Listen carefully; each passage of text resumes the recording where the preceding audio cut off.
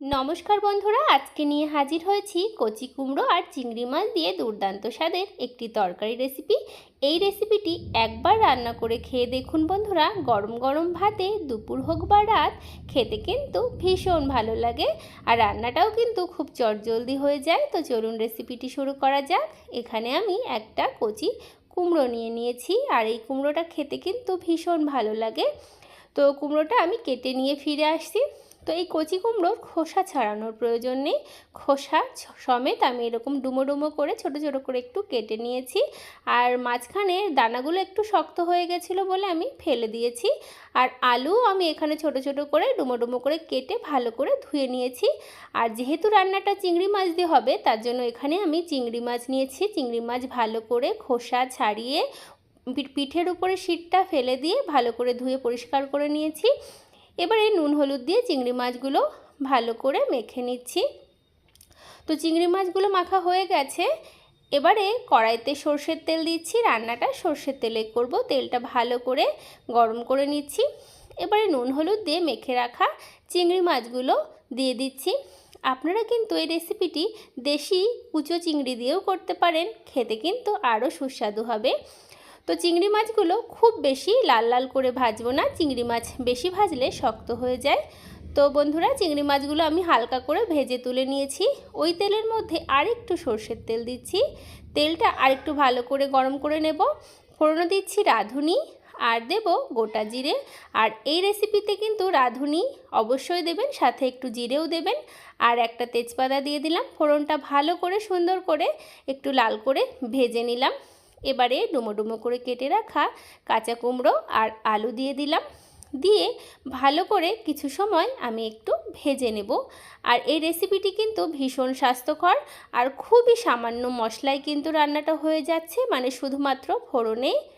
আর এরকম রেসিপি খাওয়া কিন্তু আমাদের শরীরের পক্ষে ভীষণ ভালো। 3টে চেরা কাঁচা লঙ্কা দিয়ে দিলাম। রান্নাটা কাঁচা লঙ্কা ঝালেই হবে, কিন্তু খেতে ভীষণ সুস্বাদু হবে।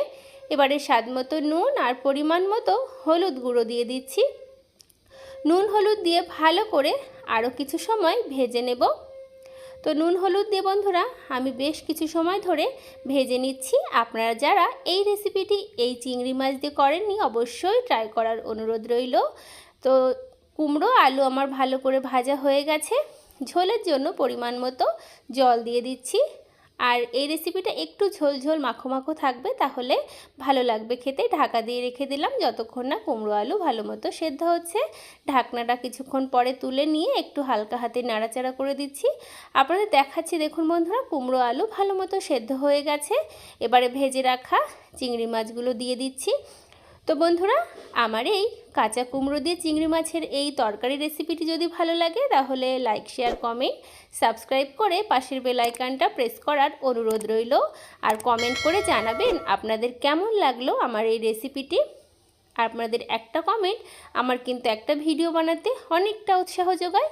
আর এরকম খুন্তিতে একটু ঘেঁটে দেব, তাহলে একটু ঘন ঘন হবে, খেতে ভালো লাগবে। আপনারা যদি মনে করেন একটু চিনি দেবেন, দিতে পারেন, তবে আমি চিনি দিইনি। চিনি ছাড়াও খেতে ভালো লাগবে। রান্নাটা কিন্তু অলমোস্ট হয়ে এসেছে। গরম গরম ভাতে যদি এরকম চিংড়ি মাছ দিয়ে কাঁচা কুমড়োর এই তরকারিটি থাকে, তাহলে বন্ধুরা আর কিচ্ছু লাগবে না। এক থালা ভাত কিন্তু নিমেষেই শেষ হয়ে যাবে। কতটা লোভনীয় হয়েছে দেখুন বন্ধুরা, ভীষণ সুস্বাদু হয়। অবশ্যই অবশ্যই ট্রাই করবেন। আর ভালো লাগলে চ্যানেলটিকে সাবস্ক্রাইব করে আমার পাশে থাকবেন। তো দেখুন, গরম গরম ভাতের সঙ্গে পরিবেশনের জন্য তৈরি চিংড়ি মাছ দিয়ে কাঁচা কুমড়োর তরকারি। আপনারা সকলে ভালো থাকবেন, সুস্থ থাকবেন।